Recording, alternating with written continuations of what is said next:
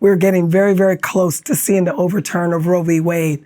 A lot of people are asking about whether it's just going to go back to the states and we're going to divide even more as a nation between red states and blue states. And I don't think that that's possible.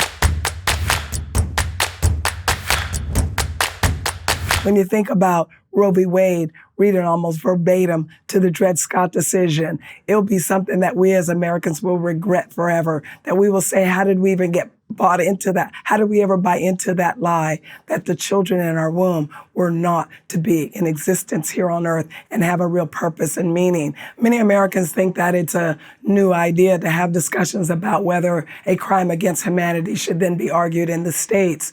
Well, we've been here before when we think about slavery and how that became a very divisive issue between states. In fact, Stephen Douglas tried to argue with Abraham Lincoln that this is a state issue. This is up to the people in the states. But there are some things that are just above the realities of whether man can determine what should be legal and what shouldn't be legal.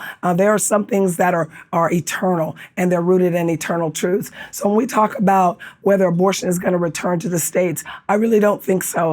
I believe that the Supreme Court is going to understand and recognize that abortion should be illegal in our society. This is a crime against humanity. So states should not be able to decide whether a woman should be able to reach into her womb and then destroy a life. You know, when you think about why abortion even became legal in our society, we didn't know very much in 1973 about the development in the womb. So it was easy then to have a society think maybe there's nothing wrong here. But now we do know. Now we have ultrasound. Now we can see. So even though we will see a lot of debate in the states, as you see now, many in the pro-death community are starting to go into the states and change the laws there to solidify the growth of Planned Parenthood and other abortion agencies. But I don't know that it will return to the states. I think America's tired of this culture war, and I think Americans are understanding and appreciating that life begins in the womb. That I think even the youth are appreciating that life is in the womb.